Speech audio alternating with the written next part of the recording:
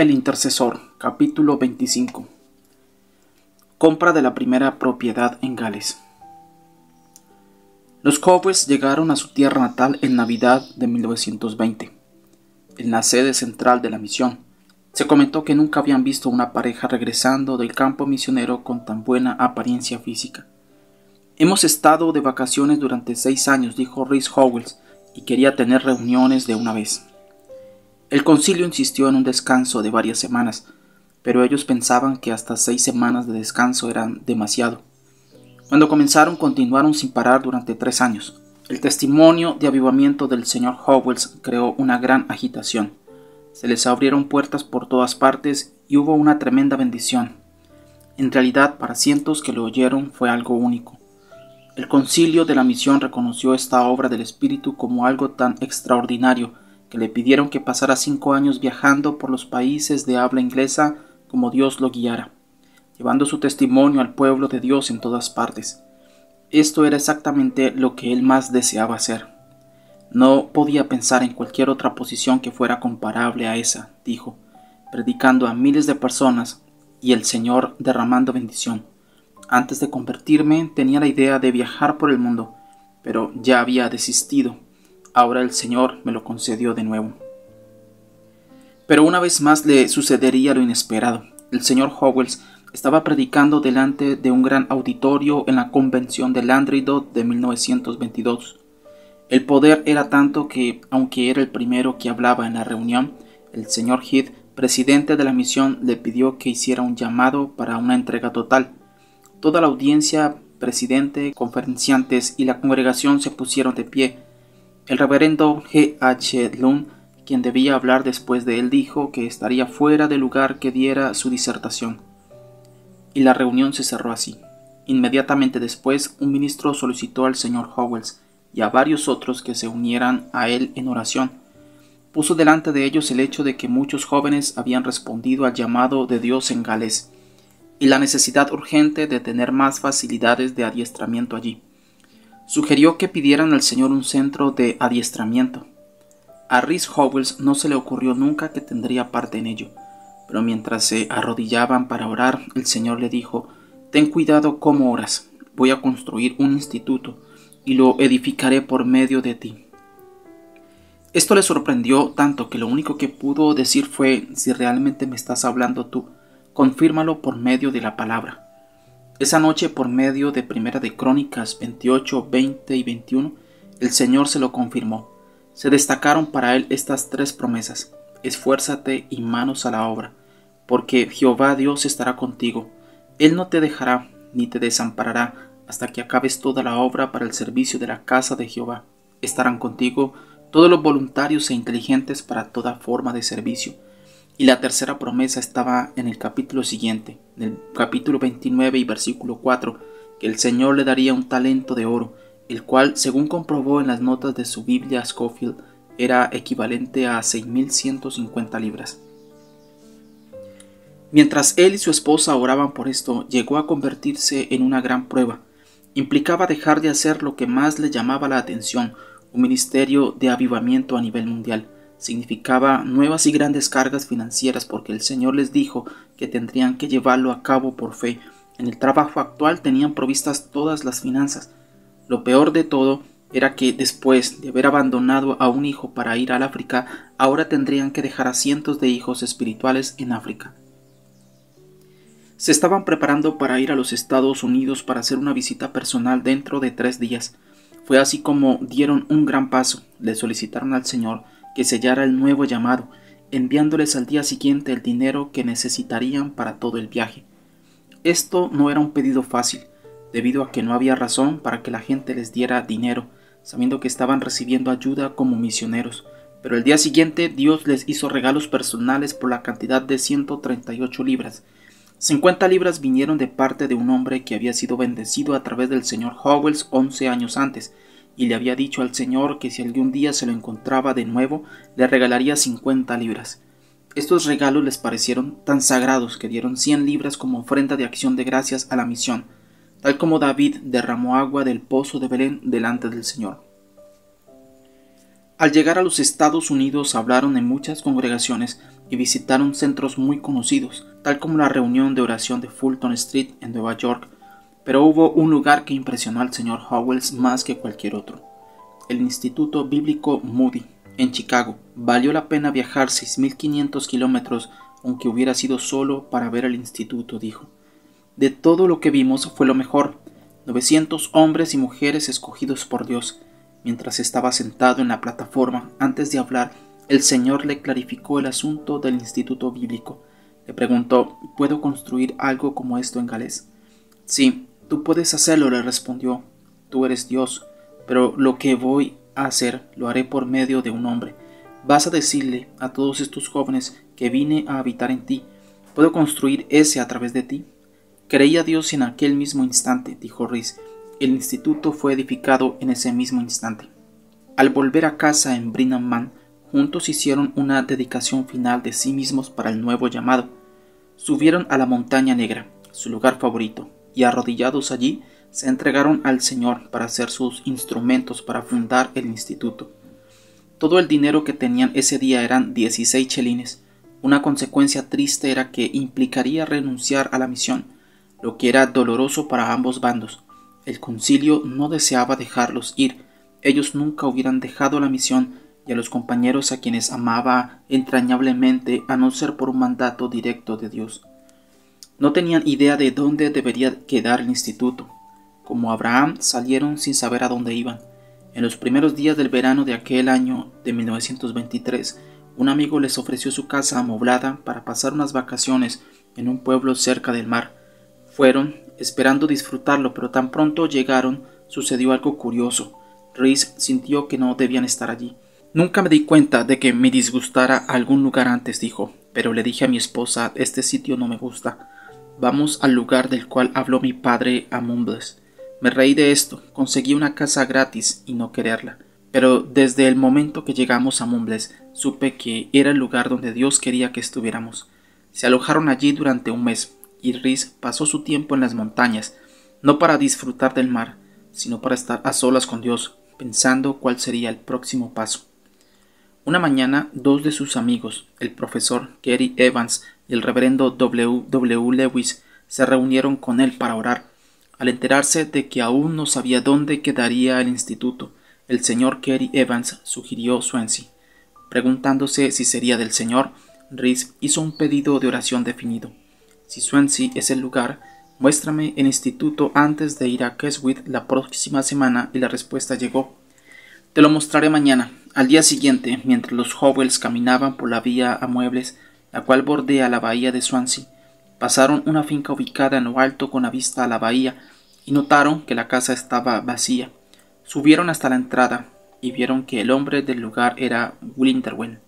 Mientras estaban allí, les vino palabra del Señor. Este es el instituto. El señor Howells continúa la historia en sus propias palabras. Qué mansión me pareció. No tenía idea del valor de tal lugar, pero supuse que costaría 10.000 libras, y todo el dinero que teníamos eran 2 chelines.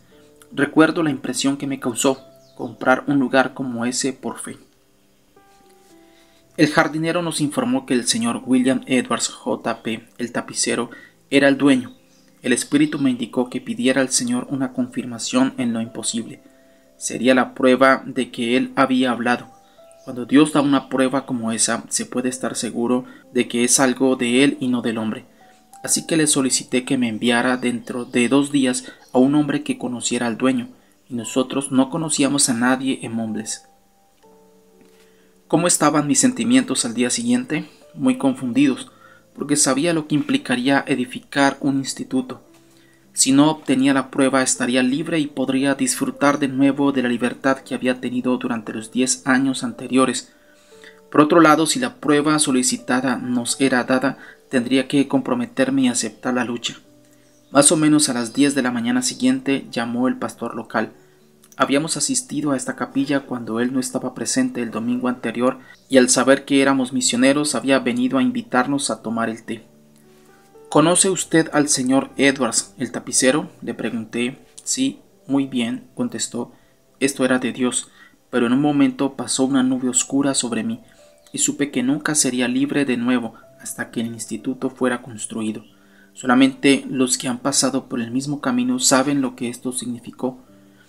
Llamé para ver al señor Edwards, pero me sentí tan débil como un hombre que se está recuperando de la fiebre.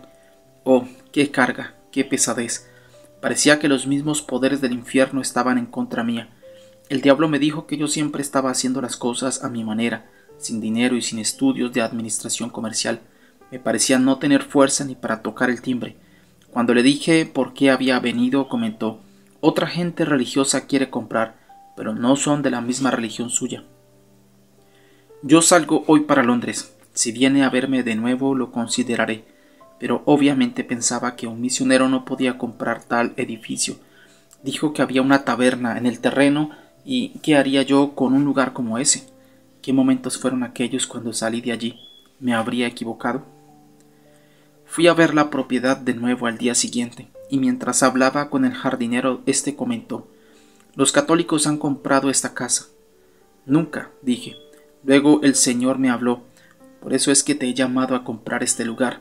Te he traído del África para hacer un caso de prueba para mí con la iglesia de Roma. Ellos habían sido responsables por la muerte de 6 de nuestros mejores hombres en el África Oriental portuguesa.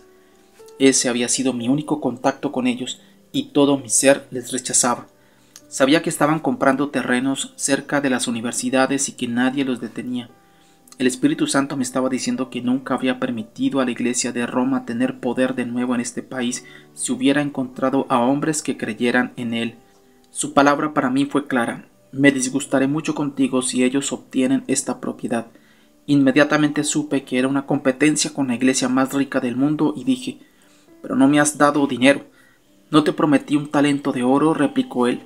Si crees, arrodíllate aquí y reclama este lugar. Así que me arrodillé en el pasto, cerca a un puente pequeño, y reclamé la propiedad. Además declaré en voz alta: nunca obtendrán esta propiedad. Tomo posesión de ella para el Señor. A los pocos días habló de nuevo con el señor Edwards, quien le hizo una pregunta directa: si les digo que no a ellos, ¿cerrará usted el negocio conmigo? Rhys sabía tan poco sobre la compra de propiedades que primero tuvo que preguntar cuál era el significado de esa expresión. Luego le prometió cerrar el negocio dentro de 2 semanas, después de su regreso de la convención de Keswick. Mientras estaba en Keswick, Dios le dio otra confirmación maravillosa. Le llegó una invitación para predicar en Angwood, la iglesia ubicada en el sur de Escocia. Enfrentados con tan grande decisión, no hubieran ido a no ser por una guía directa del Espíritu Santo.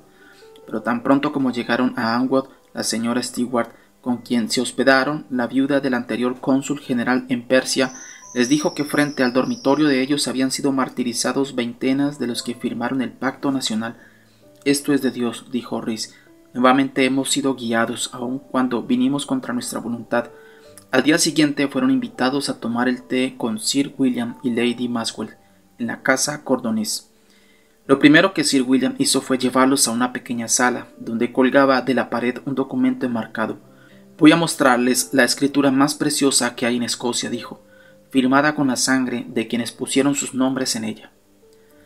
Cuando él dijo eso, continuó Rhys, sentí que mi sangre se me paralizaba. Pensar que en Glinderwin el Señor me había dicho que me había traído de regreso para servirle en un caso contra la iglesia de Roma, y encontrarme cara a cara con esta escritura. Es una maravilla que pudiera permanecer sobre mis pies. Había firmas garabateadas en sangre, como si las hubieran hecho con pedacitos de madera. Al verlo cambié totalmente. Haría lo posible para vindicar al Espíritu Santo. Aquella noche en mi habitación derramé lágrimas. Le dije al Espíritu Santo: aunque me cueste sangre, lo haré por ti. Si el señor Edwards pide 10,000 libras, las pagaré. Y si la iglesia de Roma coloca un fósforo en Glinderwin al día siguiente y convierte la propiedad en cenizas, aún diré que ha sido mi mejor inversión. El Espíritu de Dios descendió sobre mí para luchar contra esa iglesia. Era la ira de Dios en mí hacia la iglesia de Roma, por mantener a 500 millones de almas en tinieblas, en el continente y en otras partes. Entré a un mundo donde no contaba con la confraternidad de la gente. La única comunión era con aquellos mártires que habían puesto sus vidas por la libertad del Evangelio. Cuando vi aquella escritura, el poder de Dios vino sobre mí y cambió mi cuerpo de barro en acero. En cuanto a esta escritura, el señor J. Purves quien es el autor de Sweet Believing o Dulce Creencia, un libro sobre estos mártires, nos ha enviado muy gentilmente la siguiente nota. Por medio de la familia real de Stuart, su derecho divino de reyes y sus leyes y objetivos en la Iglesia del Estado, el poder de Roma ensombreció a Escocia durante casi todo el siglo XVII. A fines de febrero de 1638 fue redactado el Pacto Nacional por los líderes espirituales de la tierra, y muchos miles lo firmaron con avidez diciendo: especialmente detestamos y rechazamos la autoridad usurpada de ese anticristo romano sobre las escrituras de Dios, sobre la Iglesia, el magistrado civil y la conciencia de los hombres, y de acuerdo a ello anunciamos un replanteamiento claro y literal de la fe reformada, tal como se planteó en la Confesión de Fe de 1580 a 1581. Fue la protesta abierta de una nación contra el papismo y la reafirmación de los puntos bíblicos del Evangelio de Salvación. Comprometía solemnemente que lo firmaran a promover la doctrina y disciplina evangélica en toda su pureza bíblica. Preservado en el Museo de la Corporación de Edimburgo está el gran original, un pergamino de piel de venado con 3.250 nombres sobre él, algunos evidentemente escritos con sangre. Fue suscrito en el patio de la iglesia de Greyfriars, Edimburgo, el 28 de febrero de 1638. Inmediatamente se hicieron circular por el país copias de este pacto nacional, aun a lugares tan lejanos como Londres, en procura de firmas. Fue una de estas tan apreciadas copias la que el señor Howells vio en la casa Cordonés, firmada por algunos de aquellos quienes sufrieron hasta la muerte. Las copias preparadas para las firmas eran escritas generalmente en papel vitela. El ejemplar de la casa Cardonés es la única copia impresa que se conoce hoy de ese gran documento, el cual fue abrazado sinceramente por todas las iglesias de 1638, jurado y firmado con lágrimas y gran gozo. Me siento en gran deuda con el coronel Rainsford Hannay de la casa Cardonés por suplirme amablemente los detalles que muestran la autenticidad de la copia Cardonés del Pacto Nacional, en la cual aparecen lado a lado los nombres honrados de los nobles así como de los plebeyos. La señora Rainsford Hannay es hija de los difuntos Sir William y Lady Maswell, quienes recibieron como huésped al señor Howells en la casa Cardonés. Cuando Rhys Howells volvió de Keswick, el señor Edwards le hizo una oferta definida de Glenderwin por 6.300 libras. Pensé que pediría más, dijo Rhys, y tenía la intención de aceptarla, pero el Espíritu Santo dijo no. Lo que te prometí fue un talento de oro, ni un penique más. Me opuse a Dios por un segundo, mostré mi actitud hacia él, pero no dijo ni una palabra más y supe que no me atrevería a desobedecerle. Cuando cuestioné el precio, el señor Edwards me dijo que hablaría el asunto con su agente al día siguiente, pero en vez de hacerlo fui a la casa de un amigo en Laneley, donde no comí ni bebí durante 2 días. Qué agonía pasé, pero qué lecciones aprendí. Le dije a Dios que Él me había llamado a luchar contra la Iglesia de Roma y que ahora estaba poniendo objeciones por 150 libras. Él a cambio me recordó, ¿no había reclamado yo a Glenderwin para él? ¿No creía entonces que los católicos no lo obtendrían? Si se había ganado la batalla en Escocia, ¿podría el espíritu permitir que el señor Edwards vendiera la propiedad a otro? Comenzaba a fortalecerme. ¿Estaba el señor Edwards en las manos del Espíritu Santo? ¿Podría inducirlo el diablo a vender la propiedad? En 2 días obtuve la victoria, y qué libertad tuve. No importando el precio que el enemigo ofreciera, él no podría obtener la propiedad. Había oído decir que el señor Edwards era un gran hombre de negocios, pero tenía que aprender que Dios podía ejercer control sobre él.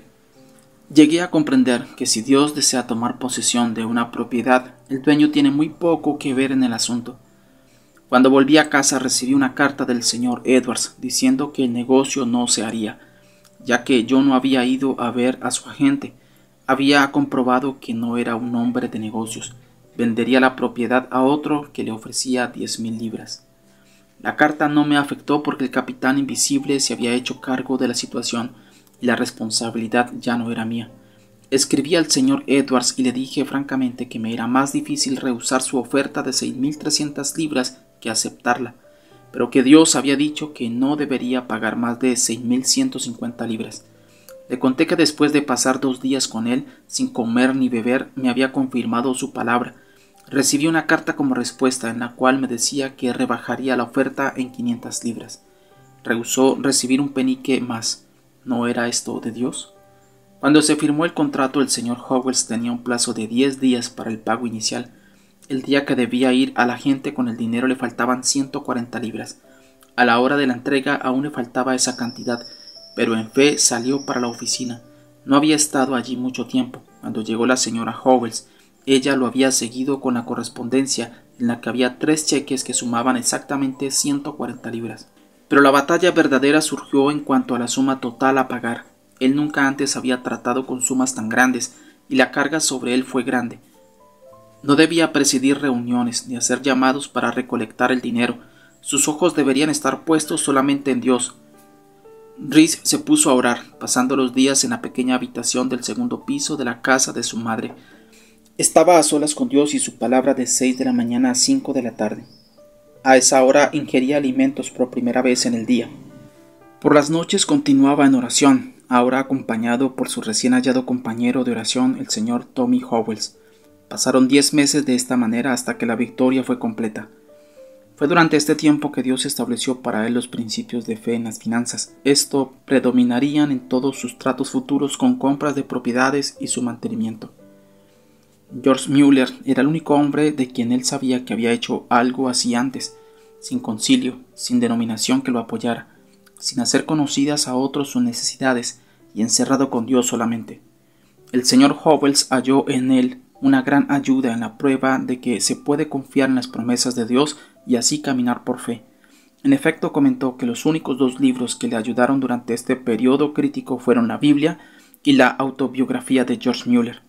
A menudo se sentía animado a pensar, esto debe ser verdad porque Mueller lo hizo. Estaba decidido a no ser más de lo que Mueller hizo, o sea, no comprar ni edificar hasta no tener 3/4 partes del dinero. Pero en sus súplicas diarias al Señor en cuanto al talento de oro prometido, el Espíritu le recordó algo más, el libro de Ageo. Los judíos habían comenzado a construir el segundo templo y la obra se había detenido debido a las acusaciones de sus enemigos. Entonces el Señor, por medio de Ageo, les dijo que fueran y construyeran aunque estuvieran en gran pobreza. Fue entonces cuando Dios les dijo, mía es la plata y mío es el oro, en Ageo 2:8. Empezaron a edificar basados en la fortaleza dada por la promesa y en la lejana Babilonia. Dios movió al rey Darío para buscar en los archivos y ver lo que les había prometido Ciro y les envió todo lo que necesitaban. Esdras 6. Después de enfrentar a Reese con este pasaje, el Señor le dijo, si crees que yo soy el dueño de la plata y el oro, mientras construyes te daré todo lo que necesites. En otras palabras, el Señor estaba ahora guiando a su siervo de manera diferente a como lo hizo con Mueller.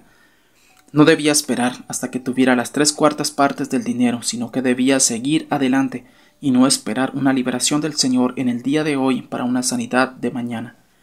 Dios le había enseñado años antes que las promesas de Dios son iguales a dinero en efectivo y que por lo tanto debería actuar basado en las promesas como si realmente tuviera el dinero en la mano.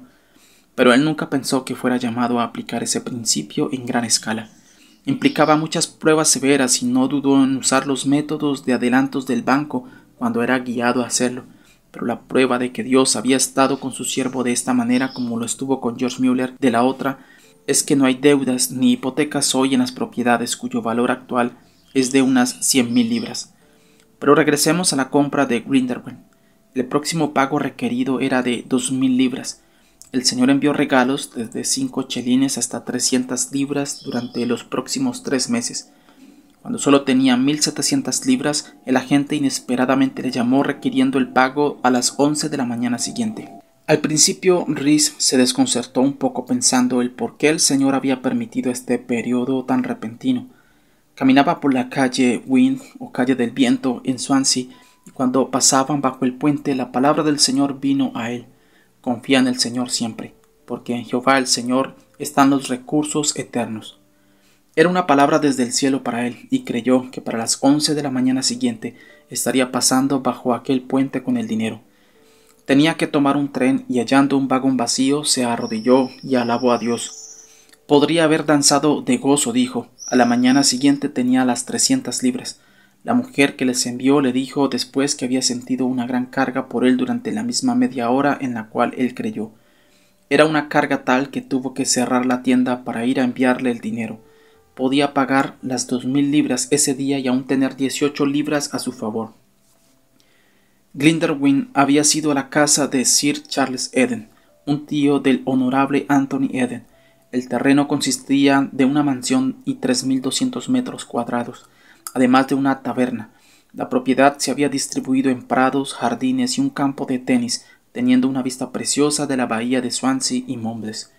Durante los días de prueba, antes de ser pagadas las 2000 libras, surgió una oferta para comprarle al señor Howells la taberna y 1600 metros cuadrados. Hacía muchos años que no se había concedido ninguna licencia nueva para la venta de licor en Swansea, así que el permiso solo ya valía más de 1000 libras. Tal venta hubiera provisto el dinero que se necesitaba.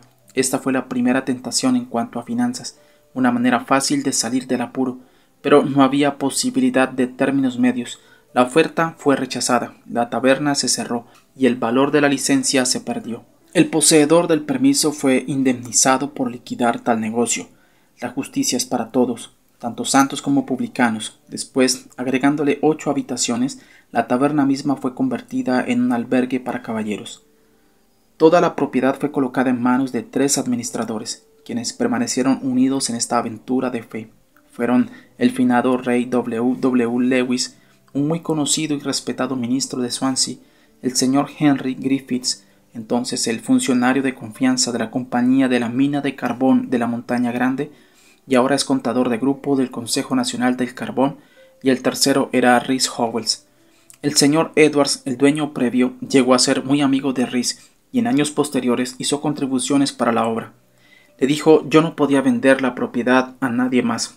Cuando se recibió la cuenta completa con cerca de 20 partidas, incluyendo los honorarios de la gente y la suma pagada por la licencia de la taberna, el total llegó a ser de 6150 libras, 7 chelines y 4 peniques, el equivalente a un talento de oro más 7 chelines y los 4 peniques.